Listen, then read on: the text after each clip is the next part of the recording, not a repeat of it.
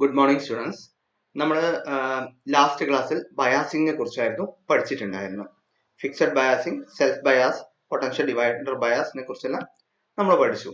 ഇനിയിപ്പോൾ നമ്മൾ ആ ബയാസിങ് സർക്യൂട്ട് ഉപയോഗിച്ചിട്ടുള്ള ഒരു ആംപ്ലിഫയറിന്റെ കേസാണ് നോക്കാൻ പോകുന്നത്. Single stage RC coupled amplifier അല്ലെങ്കിൽ CE ആംപ്ലിഫയർ. ഇതിന്റെ അകത്ത് പൊട്ടൻഷ്യൽ ഡിവൈഡർ ബയാസ് അല്ലെ സെൽഫ് ബയാസ് ആണ് യൂസ് ചെയ്യുന്നത്. നിങ്ങൾക്ക് ഇവിടെ കാണാം. ഓക്കെ, അപ്പൊ ഇതിന്റെ കേസിൽ നമ്മളൊരു ഇൻപുട്ട് സിഗ്നൽ കൊടുക്കുന്നു, ഒരു AC ഇൻപുട്ട് സിഗ്നൽ കൊടുക്കുന്നു, ചെറിയൊരു ഒരു വീക്ക് ആയിട്ടുള്ള ഒരു AC ഇൻപുട്ട് സിഗ്നൽ കൊടുക്കുന്നു. അത് നമുക്ക് ആംപ്ലിഫൈ ചെയ്തിട്ട് ഇവിടെ കിട്ടണം. ഓക്കെ, ഇൻപുട്ട് കൊടുക്കുന്ന ബേസ് ടെർമിനലിലേക്കാണ് കൊടുക്കുന്നത്, ഔട്ട്പുട്ട് കിട്ടുന്നത് കളക്ടർ ടെർമിനലിൽ നിന്നാണ്. ഓക്കെ, നമ്മളൊരു ലോഡ് റെസിസ്റ്റർ വെച്ചിട്ട് എടുക്കുന്നു. ഓക്കെ, അപ്പൊ നമ്മൾ ഈ സർക്യൂട്ടിലെ ഓരോ കമ്പോണൻസിനെ പരിചയപ്പെടാം. R1 R2 നമ്മൾ മുമ്പ് പൊട്ടൻഷ്യൽ ഡിവൈഡർ ബയാസിൽ പറഞ്ഞിട്ടുണ്ട്. അതാണ് potential divider network R1 R2. RC എന്ന് പറയുന്നത് കളക്ടർ റെസിസ്റ്റർ ആണ്. അതായത് നമ്മൾ ഔട്ട്പുട്ട് എടുക്കുന്നത് ഇവിടെ നിന്നല്ലേ, കളക്ടർ ടെർമിനലിനല്ല ഔട്ട്പുട്ട് കിട്ടുന്നത്. അതിന് വേണ്ടിയിട്ട് വെക്കുന്ന റെസിസ്റ്റർ ആണ് RC. RE എന്ന് പറയുന്നത് സ്റ്റെബിലൈസേഷൻ റെസിസ്റ്റർ ആണ്. ഈ മൊത്തം നെറ്റ്വർക്കിനെ സ്റ്റേബിൾ ആക്കി നിർത്തുന്ന, അതിന്റെ ക്യൂ പോയിന്റ് മാറിപ്പോവാതെ നിലനിർത്തുന്ന ഒരു പ്രധാന കമ്പോണന്റ് ആണ് RE എന്ന് പറയുന്നത്. അതുകൊണ്ടാണ് അതിന് സ്റ്റെബിലൈസേഷൻ റെസിസ്റ്റർ എന്ന് പറയുന്നത്. ഇനി ഇത് കൂടാതെ നമുക്ക് 3 കപ്പാസിറ്റർ ഇവിടെ ഉപയോഗിക്കില്ല, CIN, CC, CE. ഇതിനകത്ത് CIN പറയുന്ന പേര് ഇൻപുട്ട് കപ്ലിംഗ് കപ്പാസിറ്റർ എന്നാണ്. കപ്പാസിറ്ററിന്റെ ബേസിക് പ്രോപ്പർട്ടി നിങ്ങൾക്ക് അറിയാം. AC-നെ പാസ് ചെയ്യും, DC-നെ ബ്ലോക്ക് ചെയ്യും. ഇവിടെ ഇതിന്റെ ഒരു മെയിൻ ഫംഗ്ഷനും അത് തന്നെയാണ്. ഇതിന്റെ ഉള്ളത്തെ DC-നെ പുറത്തോട്ട് കടത്തി വിടരുത്. അല്ലെങ്കിൽ ഇവിടെ പുതിയൊരു സോഴ്സ് കണക്ട് ചെയ്യില്ലേ, ഈ ഇൻപുട്ട് കൊടുക്കാൻ വേണ്ടിയിട്ട്, AC ഇൻപുട്ട് കൊടുക്കാൻ വേണ്ടിയിട്ട് ഒരു സോഴ്സ് കണക്ട് ചെയ്യില്ലേ, ആ സോഴ്സിനകത്ത് വല്ല DC ഉണ്ടെങ്കിൽ അത് ഇതിന്റെ ഉള്ളോട്ട് കയറി വരാനും പാടില്ല. കാരണം ഇതിൽ ഏതെങ്കിലും ഒന്ന് സംഭവിച്ചു കഴിഞ്ഞാൽ നമ്മളിവിടെ സെറ്റ് ചെയ്തിരിക്കുന്ന ബയാസിങ് മാറിപ്പോകും. ബയാസിങ് മാറിപ്പോയാൽ ക്യൂ പോയിന്റ് മാറിപ്പോകും. ക്യൂ പോയിന്റ് മാറിപ്പോയി കഴിഞ്ഞാൽ it will be no longer stable. Okay, അങ്ങനെ ആയി സംഭവിച്ചു കഴിഞ്ഞാൽ പിന്നെ നമ്മളിവിടെ ഇൻപുട്ട് കൊടുത്തു കഴിഞ്ഞു കഴിഞ്ഞാലും നമുക്കിവിടെ ഔട്ട്പുട്ട് ചിലപ്പോൾ കിട്ടും. ഇനി കിട്ടിയാൽ തന്നെ ചിലപ്പോൾ മുകളിലോ താഴെയോ ക്ലിപ്പായി പോയിണ്ടാവും, ചിലപ്പോൾ കിട്ടിയില്ലാന്ന് വരും. ഡിപ്പെൻസ് ക്യൂ പോയിന്റ് എങ്ങോട്ടാണ് മാറിപ്പോയത്. ലോഡ് ലൈനിന്റെ നടുവിലല്ല ഇപ്പൊ നമ്മൾ നിലനിർത്തിയിരിക്കുന്നത് ക്യൂ പോയിന്റ്. അതിപ്പോ സാച്ചുറേഷൻ പോയിന്റോ അല്ലെങ്കിൽ കട്ട് ഓഫിനോ ആ സൈഡിലേക്ക് മാറി കഴിഞ്ഞു കഴിഞ്ഞാൽ അതിനനുസരിച്ച് നമ്മൾ ഔട്ട്പുട്ട് എഫക്റ്റഡ് ആവും. ഫുൾ കട്ട് ഓഫിൽ പോയി കഴിഞ്ഞാൽ ഒന്നും കിട്ടില്ല. എന്താ പറയാ, ഇത് കട്ട് ഓഫിന് അടുത്തേക്ക് പോകുന്നതനുസരിച്ച് മുകളിലോ താഴെ ഇങ്ങനെ ക്ലിപ്പായി പോകും. അങ്ങനെ കുറെ പ്രശ്നങ്ങളുണ്ട്. അപ്പൊ ക്യൂ പോയിന്റ് സ്റ്റേബിൾ ആയി നിൽക്കണം. അത് നിൽക്കണമെങ്കിൽ DC ഇങ്ങോട്ട് പുറത്തോട്ടും പോകാൻ പാടില്ല, പുറത്തും ഉള്ളോട്ടും വരാൻ പാടില്ല. അതിനാണ് CIN എന്ന് പറഞ്ഞ ഇൻപുട്ട് കപ്ലിംഗ് കപ്പാസിറ്റർ വെച്ചിരിക്കുന്നത്. ഇതെന്ത് ചെയ്യും, ഇവിടെ കൊടുത്തിരിക്കുന്ന AC സോഴ്സിൽ നിന്ന് AC ഇൻപുട്ടിനെ മാത്രം ഈ ഉള്ളോട്ട് കടത്തിവിടും, ട്രാൻസിസ്റ്ററിന്റെ ബേസിലേക്ക് കടത്തിവിടും, DC-നെ ബ്ലോക്ക് ചെയ്യും. ഇനി അതേപോലെ തന്നെ ഇവിടെ ഒരു സോഴ്സ് കണക്ട് ചെയ്യില്ലേ, നമ്മൾ ഈ AC ഇൻപുട്ട് കൊടുക്കാൻ വേണ്ടിയിട്ട് എന്തെങ്കിലും ഒരു സോഴ്സ് കണക്ട് ചെയ്യില്ലേ, ആ സോഴ്സിന് വല്ല റെസിസ്റ്റർ ഉണ്ടെങ്കിൽ ആ റെസിസ്റ്ററും ഈ റെസിസ്റ്ററിന്റെ പാരലായി വന്നു കഴിഞ്ഞാൽ നെറ്റ് റെസിസ്റ്റൻസ് ചിലപ്പോൾ കുറഞ്ഞു പോകും. അങ്ങനെയാണെങ്കിലും ബയാസിങ്ങിന് എഫക്റ്റഡ് ആയി പോകും. അപ്പൊ അതുകൊണ്ട് ഈ കപ്പാസിറ്റർ വെച്ച് കഴിഞ്ഞാൽ ഈ പ്രശ്നങ്ങൾക്കെല്ലാം ഒരു പരിഹാരമാണ്. ഓക്കെ, അതിനാണ് ഈ കപ്പാസിറ്റർ വെച്ചിരിക്കുന്നത്. AC-നെ മാത്രം ഇങ്ങോട്ട് കപ്പിൾ ചെയ്യും. അതുകൊണ്ട് ഇൻപുട്ട് കപ്ലിംഗ് കപ്പാസിറ്റർ എന്ന് പറയുന്നത്. ഇനി അടുത്തത് CC-നെ പറയുന്ന പേര് ഔട്ട്പുട്ട് കപ്ലിംഗ് കപ്പാസിറ്റർ. ഇത് ഇൻപുട്ടിലാണ് വെച്ചിരിക്കുന്നത്, അതുകൊണ്ട് ഇൻപുട്ട് കപ്ലിംഗ് കപ്പാസിറ്റർ. ഇത് ഔട്ട്പുട്ടിലാണ് വെച്ചിരിക്കുന്നത്, അതുകൊണ്ട് output coupling capacitor. Blocking capacitor എന്നും പറയാറുണ്ട്. പിന്നെ ഇതിന്റെ ഫംഗ്ഷൻ നേരത്തെ പറഞ്ഞ പോലെ തന്നെ ഇവിടുത്തെ DC-നെ പുറത്തോട്ട് വിടരുത്, പുറത്തുനിന്ന് ഒരു തരത്തിലുള്ള DC ഉള്ളോട്ട് കയറാനും പാടില്ല. പിന്നെ AC-നെ മാത്രം പുറത്തോട്ട് വിടുക. പിന്നെ അതേപോലെ തന്നെ നമ്മളിപ്പോ ഔട്ട്പുട്ട്, ഇതിപ്പോ ഇവിടെ ഒരു ഔട്ട്പുട്ട് ഉണ്ടാക്കിയല്ലോ, ഈ ഔട്ട്പുട്ട് എടുത്തിട്ട് നമ്മളിവിടെ വേറൊരു സർക്യൂട്ട് കണക്ട് ചെയ്യാന്ന് വിചാരിച്ചു. ഈ ഔട്ട്പുട്ട് എടുത്തിട്ട് ആ സർക്യൂട്ടിനെ ഇൻപുട്ട് ആയിട്ട് കൊടുക്കുകയാണെങ്കിൽ, അങ്ങനെ ഒരു സിറ്റുവേഷൻ വരികയാണെങ്കിൽ ആ ഔട്ട്പുട്ടിലുള്ള റെസിസ്റ്ററും ഈ റെസിസ്റ്ററും എല്ലാം പാരലൽ ആയിട്ട് വന്നിട്ട് എന്താ പറയാ, റെസിസ്റ്റൻസ് ഒക്കെ മാറിപ്പോയി, ബയാസിംഗ് ഒക്കെ മാറിപ്പോകാൻ സാധ്യതയുണ്ട്. അതുകൊണ്ടും നമ്മളൊരു കപ്ലിംഗ് കപ്പാസിറ്റർ വെച്ചിട്ട് അതും പ്രിവെന്റ് ചെയ്യും. ചുരുക്കി പറഞ്ഞു കഴിഞ്ഞാൽ ബയാസിംഗ് മാറാതെ സൂക്ഷിക്കുക, അതാണ് ഈ കപ്പാസിറ്റേഴ്സിന്റെ മെയിൻ പണി.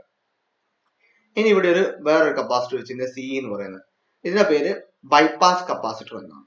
ഓക്കെ, ഇപ്പൊ ഈ ബൈപ്പാസ് കപ്പാസിറ്ററിന്റെ മെയിൻ ഫംഗ്ഷൻ എന്ന് പറഞ്ഞാൽ, ഇപ്പൊ നമ്മൾ ഈ സർക്യൂട്ടിൽ നോക്കുകയാണെങ്കിൽ ഈ സർക്യൂട്ടിൽ ശരിക്കും പറയുകയാണെങ്കിൽ ഇതിന്റെ ഉള്ളിൽ AC കറണ്ട് ഉണ്ട്, DC കറണ്ട് ഉണ്ട്. നിങ്ങളിപ്പോ ഇവിടെ നോക്കുകയാണെങ്കിൽ ഇത് DC കളക്ടർ കറണ്ടാ, ഇത് AC കളക്ടർ കറണ്ടാ. ഓക്കെ, നിങ്ങൾ ഇത് നോക്കുകയാണെങ്കിൽ ഇത് ടോട്ടൽ കറണ്ട് ആണ്. Total current equal to DC current plus AC current. Small ലെറ്റേഴ്സിൽ എഴുതിയിരിക്കുന്നത് സ്മോൾ ഐയിലെല്ലാം എഴുതിയിരിക്കുന്ന എ സി കറണ്ട്, ക്യാപിറ്റൽ എഴുതിയിരിക്കുന്ന ഡി സി കറണ്ട്. ഇനി അതേപോലെ തന്നെ ടോട്ടൽ എമിറ്റർ കറണ്ട് എന്ന് പറയുന്നത് എന്താ? D C value of emitter current plus A C value of emitter current.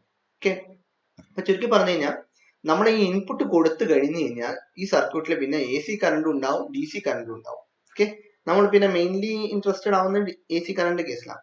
But anyway നമ്മൾ ഇവിടുന്ന് നമ്മൾ ഈ എമിറ്ററിലേക്ക് ഈ എമിറ്റർ ടെർമിനൽ ഇവിടെ ശരിക്കും പറയുകയാണെങ്കിൽ ഡി സി കറണ്ട് ഉണ്ട് എ സി കറണ്ട് ഉണ്ട്. അഥവാ ഈ കപ്പാസിറ്റർ ഇവിടെ ഇല്ല എന്ന് വിചാരിക്കാം.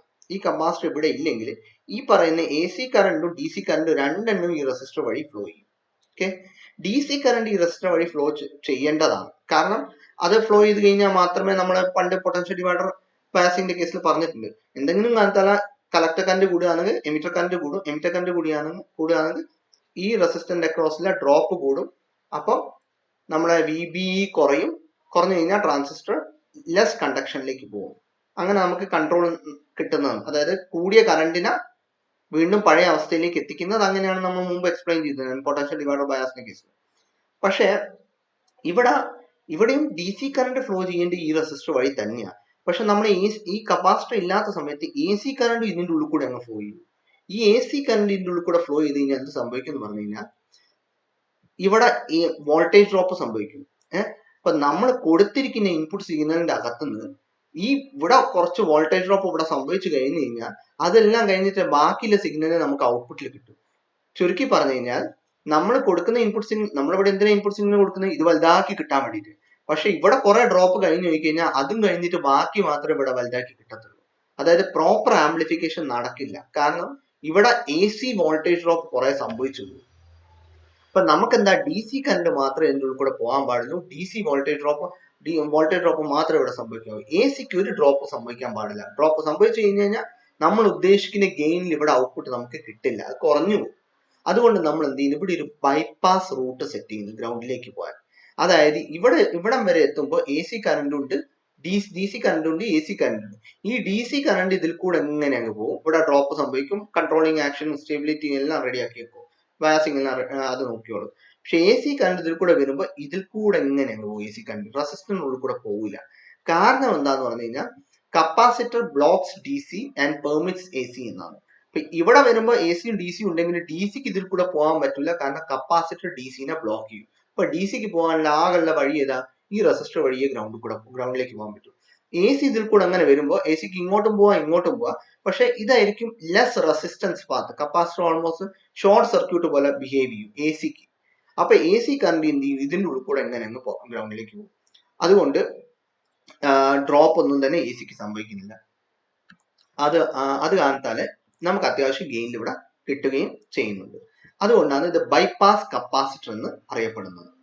ഓക്കെ, ഇനി നമ്മൾ നോക്കുകയാണെങ്കിൽ ഇവിടെ നമ്മളെ ഒരു ഇൻപുട്ട് എ സി സിഗ്നൽ കൊടുത്തു അല്ലെ, അത് നമുക്ക് തിരിഞ്ഞിട്ടാണ് വരുന്നത്. 180 ഡിഗ്രി ഷിഫ്റ്റോട് കൂടിയാണ് വരുന്നത്. നിങ്ങൾക്കറിയാം ഇത് പോസിറ്റീവ് ഹാഫ് സൈക്കിളാണ്.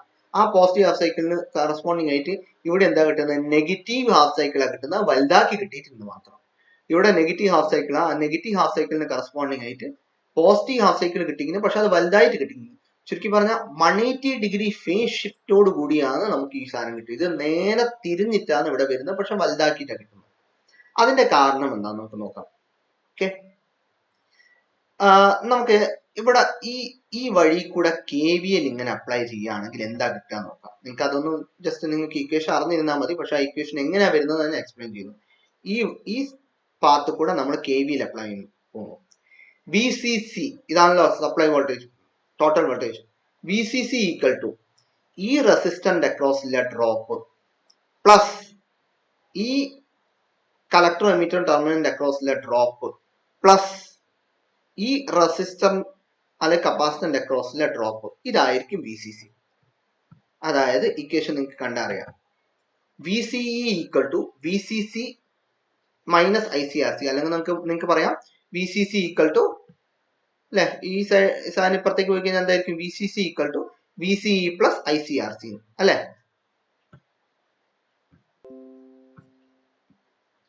Okay, VCC equal to VCE plus ICRC.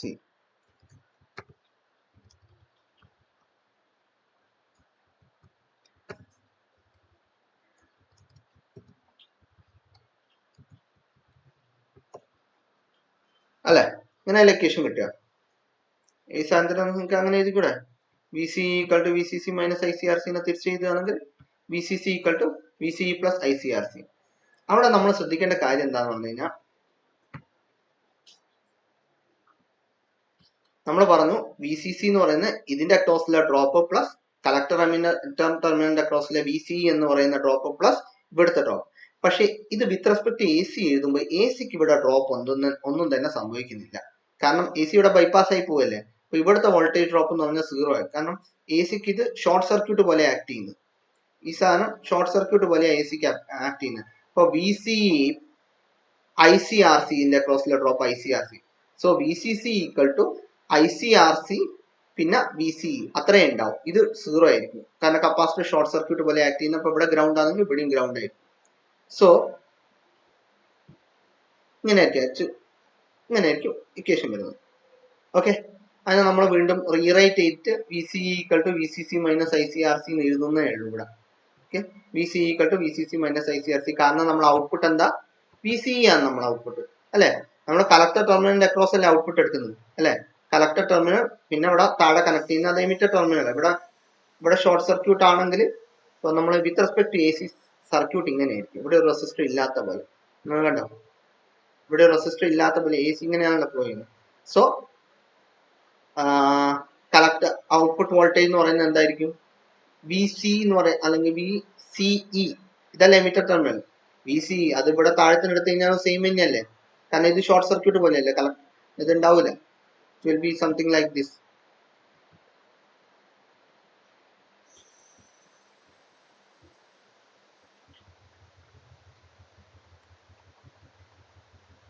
Okay, so VC with respect to ground എന്ന് പറയുന്നത് VC with respect to emitter എന്ന് പറയുന്നത് സെയിം ആണ്. സോ VCE ആണ് ഔട്ട്പുട്ട്. അതുകൊണ്ടാണ് നമ്മൾ VCE ഈക്വൽ ടു എന്ന് പറഞ്ഞിട്ട് ചെയ്യുന്നത്. അതായത് output voltage equal to VCC minus ICRC. ഇവിടെ IC എന്ന് പറയുന്നത് AC കറണ്ട് ആണ്. ഞാനിവിടെ എക്സ്പ്ലെയിൻ ചെയ്യുന്നത് എന്താ, എന്തുകൊണ്ടാണ് ഫേസ് റിവേഴ്സൽ ഒക്കർ ചെയ്യുന്നത്, അതായത് ഇൻപുട്ട് ഇങ്ങനെ കൊടുക്കുമ്പോൾ അത് തിരിഞ്ഞ് എന്തുകൊണ്ടാണ് വരുന്നത് എന്നാണ് എക്സ്പ്ലെയിൻ ചെയ്യുന്നത്. ഓക്കെ, അപ്പൊ നിങ്ങൾക്കറിയാം ഇപ്പൊ ഇൻപുട്ടിന്റെ ഈ പോസിറ്റീവ് ഹാഫ് സൈക്കിൾ ആദ്യം കൊടുക്കുന്നത് വിചാരിച്ചു സർക്യൂട്ടിലേക്ക് കൊടുക്കുന്ന പോസിറ്റീവ് ഹാഫ് സൈക്കിൾ ആണ്. പോസിറ്റീവ് ഹാഫ് സൈക്കിൾ കൊടുക്കുമ്പോൾ IBന്റെ വാല്യൂ ഇൻക്രീസ് ചെയ്യും അല്ലെ? പോസിറ്റീവ് വാല്യൂ അല്ലേ വോൾട്ടേജ് ഇൻപുട്ടിൽ വരുന്നത്. അപ്പൊ IBന്റെ വാല്യൂ ബേസ് കറണ്ട് എന്ന് പറയുന്നത് AC current plus DC current അല്ലേ? ഇപ്പൊ AC കറണ്ട് കൂടിയല്ലേ ചെയ്യുക പോസിറ്റീവ് വാല്യൂ വോൾട്ടേജ് വരുമ്പോൾ. അപ്പൊ ബേസ് കറണ്ട് ഇൻക്രീസ് ചെയ്യുമ്പോൾ എന്ത് സംഭവിക്കും? കളക്ടർ കറണ്ട് ഇൻക്രീസ് ആവും അല്ലെ? Base IC equal to beta into IB എന്നല്ലേ? അപ്പൊ കളക്ടർ കറണ്ട് ഇൻക്രീസ് ആവും. അപ്പൊ കളക്ടർ കറണ്ട് ഇൻക്രീസ് ആവുമ്പോൾ എന്ത് സംഭവിക്കും? ഈ ടേം മൊത്തത്തിൽ അങ്ങ് വലുതാവാൻ തുടങ്ങും അല്ലെ? ഞാൻ വീണ്ടും എക്സ്പ്ലെയിൻ ചെയ്യുന്നു. നമ്മളിവിടെ AC ഈ പോസിറ്റീവ് ഹാഫ് സൈക്കിൾ സർക്യൂട്ടിലേക്ക് കൊടുക്കുന്നു. പോസിറ്റീവ് വോൾട്ടേജ് കൊടുക്കുമ്പോൾ ബേസ് കറണ്ട് ഇൻക്രീസ് ആവും. ബേസ് കറണ്ട് ഇൻക്രീസ് ആവുമ്പോൾ കളക്ടർ കറണ്ട് ഇൻക്രീസ് ആവും. കാരണം IC equal to beta times IBI. ഇതിനെ ഇൻറ്റു ബീറ്റ മൾട്ടിപ്ലൈ ചെയ്തായിരിക്കും ഇവിടെ കിട്ടുന്നത്. അപ്പൊ കളക്ടർ കറണ്ട് ഇൻക്രീസ് ആവും. കളക്ടർ കറണ്ട് ഇൻക്രീസ് ആയി കഴിഞ്ഞാൽ ഈ ടേം ഇൻക്രീസ് ആവും. ഈ ടേം വലുതാവാൻ തുടങ്ങി കഴിഞ്ഞാൽ അതിന്റെ മീനിങ് എന്താ? ഔട്ട്പുട്ട് വോൾട്ടേജ് കുറയുകയാണെന്ന്. കാരണം VCCന്റെ അകത്ത് ഇത് കുറച്ച് സബ്ട്രാക്ഷൻ അല്ലേ ഇത് നടത്തുന്നത്. VCC ഒരു 12 വോൾട്ട് ആണ്, 12 മൈനസ് ഒരു വോൾട്ടേജ് അല്ലേ ചെയ്യുന്നത്. ഇത് കൂടുന്നതിനനുസരിച്ച് ഇത് ഈ ടേം വാല്യൂ ഇൻക്രീസ് ചെയ്യുന്നതനുസരിച്ച് എന്താ? ഈ VCE കുറഞ്ഞു പോകും. അപ്പൊ നമുക്ക് എന്ത് പറയാം? ഈ വോൾട്ടേജ് കൂടുന്നതിനനുസരിച്ച് എന്ത് സംഭവിക്കും? ഈ VCE എന്ന് പറഞ്ഞ അല്ലെങ്കിൽ ആ V out എന്ന് പറയുന്ന സാധനം കുറഞ്ഞ് ഇങ്ങനെ വരും. ഓക്കെ, അങ്ങനെ അതുകൊണ്ടാണ് ഈ പോസിറ്റീവ് ഹാഫ് സൈക്കിൾ കൊടുക്കുമ്പോൾ എന്തെങ്കിലും IB ഇൻക്രീസ് ആവും, IC ഇൻക്രീസ് ആവും. IC ഇൻക്രീസ് ചെയ്യുമ്പോൾ IC ഇൻറ്റു RC എന്ന് പറഞ്ഞ ഇതിന്റെ അക്രോസിലെ വോൾട്ടേജ് ഡ്രോപ്പ് ഇൻക്രീസ് ആവും. അത് ഇൻക്രീസ് ആവുമ്പോൾ ഈ ഇക്വേഷൻ പ്രകാരം VCCന്റെ അകത്ത് അത് കുറയ്ക്കല്ലേ ചെയ്യുന്നത്. കുറയ്ക്കുമ്പോൾ ഈ വോൾട്ടേജ് കുറഞ്ഞ് ഇങ്ങനെ പോകും. ഇനി നെഗറ്റീവ് ഹാഫ് സൈക്കിൾ ആകുമ്പോൾ നേരെ ഓപ്പോസിറ്റ് ആ സംഭവിക്കും. ഓക്കെ, നെഗറ്റീവ് ഹാഫ് സൈക്കിൾ ആകുമ്പോൾ IB കുറയും, IC കുറയുമ്പോൾ so this term will decrease. When this particular term decreases, that means VCE or V out or VC. പിന്നെ എങ്ങനെ വേണമെങ്കിൽ എന്താ പറയാ പ്രൊണൗൺസ് ചെയ്യാം. VCE എന്ന് പറഞ്ഞു കഴിഞ്ഞാലും VC എന്ന് പറഞ്ഞു കഴിഞ്ഞാലും V out എന്ന് പറഞ്ഞാൽ എല്ലാം സെയിം തന്നെ ഈ കേസിൽ കേട്ടോ സർക്യൂട്ടിൽ. അപ്പൊ അത് കൂടുകയാണ്. അതുകൊണ്ട് നമ്മൾ ഔട്ട്പുട്ട് മേലോട്ടേക്ക് ഇൻക്രീസ് ആവും. So corresponding to positive half cycle of input signal, we get negative half cycle of output and corresponding to a negative half cycle of output, we get positive half cycle of the input, but in an amplified format. Okay, അതാണ് നമ്മുടെ common emitter single stage common emitter ആംപ്ലിഫയറിനെ കുറിച്ച് പറയാനുള്ളത്. RC coupled amplifier. ഇവിടെ റെസിസ്റ്ററും കപ്പാസിറ്ററും ഒക്കെ വെച്ചിട്ട് കപ്ലിംഗ് നടത്തുന്നത് ഇൻപുട്ട് സിഗ്നലിന് ഇങ്ങോട്ടേക്ക്, അതുകൊണ്ട് പേര് ഇട്ടു RC കപ്പിൾഡ് ആംപ്ലിഫയർ. ഓക്കെ, ഇത് സിംഗിൾ സ്റ്റേജ്, ഒരൊറ്റ സ്റ്റേജേ ഉള്ളൂ. ഇനി നമുക്ക് double stage RC coupled amplifier അല്ലെ 2 സ്റ്റേജ് RC കപ്പിൾഡ് ആംപ്ലിഫയറും പഠിക്കാനുണ്ട്. അത് പഠിക്കുമ്പോൾ നമ്മൾക്ക് കുറച്ച് എന്താ പറയാ ഒരു ഇതിന്റെ ഫ്രീക്വൻസി അനാലിസിസ് എല്ലാം നടത്താറുണ്ട്. അതെല്ലാം നമുക്ക് 2 സ്റ്റേജ് RC കപ്പിൾഡ് ആംപ്ലിഫയറിൽ നോക്കാം. ഓക്കെ, ഇനി ഈ CE ആംപ്ലിഫയറിന്റെ ഗെയിനിനെ കുറിച്ച് അറിഞ്ഞിരിക്കണം. ഗെയിൻ എന്ന് പറഞ്ഞു കഴിഞ്ഞാൽ പ്രധാനമായിട്ടും 3 തരത്തിലുള്ള ഗെയിനുകളാണ്. Current gain, voltage gain, power gain. 3 തരത്തിലുള്ള ഗെയിനുകളാണ്. കറണ്ട് ഗെയിൻ ശരിക്കും പറഞ്ഞാൽ ഗെയിൻ എന്ന് പറഞ്ഞാൽ എന്താ, നമ്മൾ എന്തിനാ ഒരു ആംപ്ലിഫയർ ഉപയോഗിക്കുന്നത്? ആംപ്ലിഫയർ ഉപയോഗിക്കുന്നത് എന്താ? Strengthening week signal.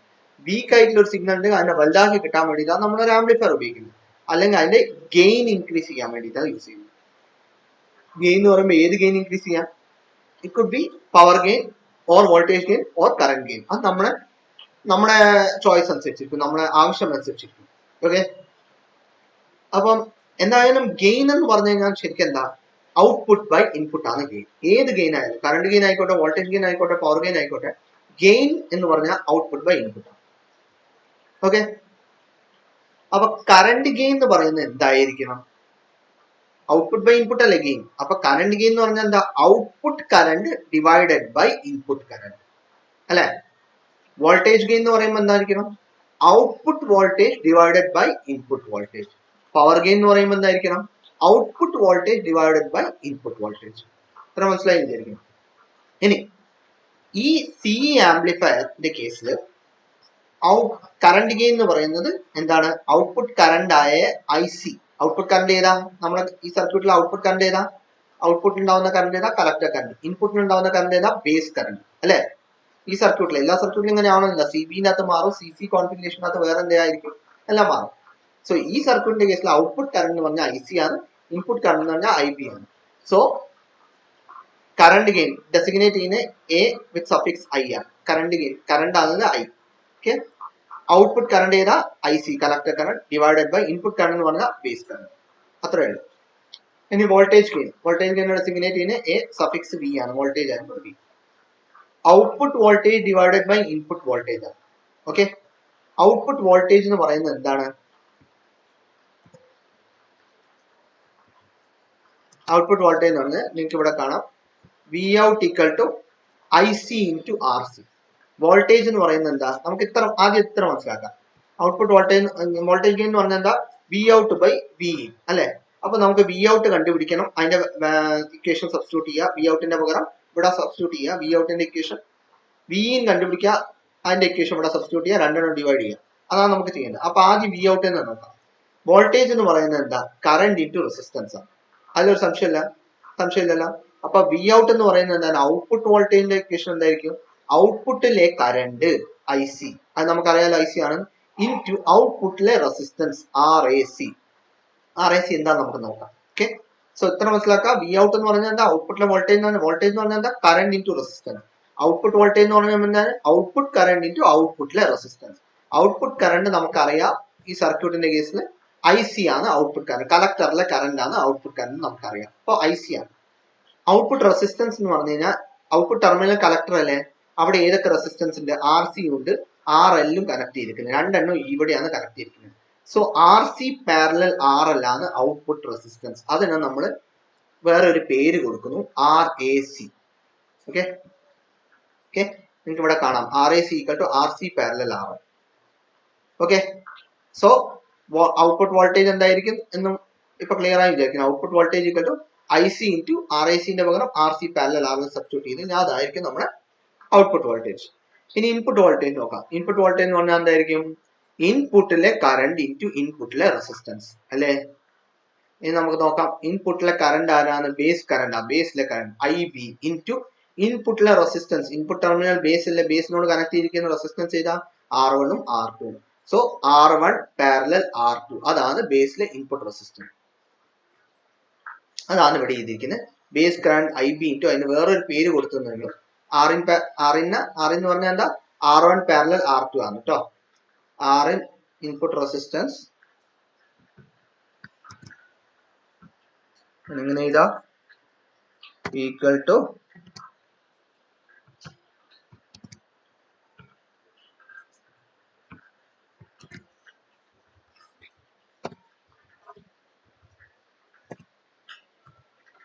R1 parallel R2 എഴുതാം.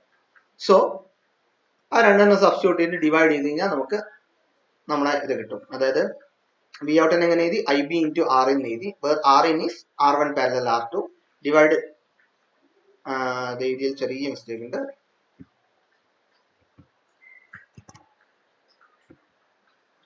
ഇത് ഡിവൈഡഡ് ബൈ വി ഔട്ട് എന്ന് പറയുന്നത് എന്താ, I C into R A C അല്ലെ, I C into R A C, R A C എന്ന് പറയുന്നത് R C parallel R L ഔട്ട്പുട്ടിലെ റെസിസ്റ്റൻസ് ഡിവൈഡഡ് ബൈ ഇൻപുട്ടിൽ എന്താ I B into R N, R എന്ന് പറഞ്ഞാൽ എന്താ R1 പാരലൽ R2. ഇനി നമുക്കറിയാം I C by I B എന്താണ്, നമ്മൾ ഓൾറെഡി ഇവിടെ കണ്ടുപിടിച്ചിരിക്കുന്നു. I C by I B എന്ന് പറഞ്ഞാൽ എന്താ എ ഐ, ഇതിനെ പറയുന്ന വേറൊരു പേരാണ് beta. is represented as AI or beta.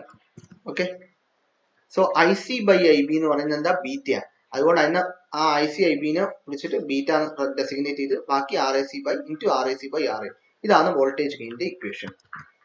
Okay, ഇനി അവസാനത്തെ പവർ ഗെയിനിന്റെ equation. Again power gain is defined as the ratio of the output power, AC output power divided by AC input power. ഇപ്പൊ AC output power, അപ്പൊ പവറിന്റെ equation എന്താ, I square into R, അതല്ലേ power.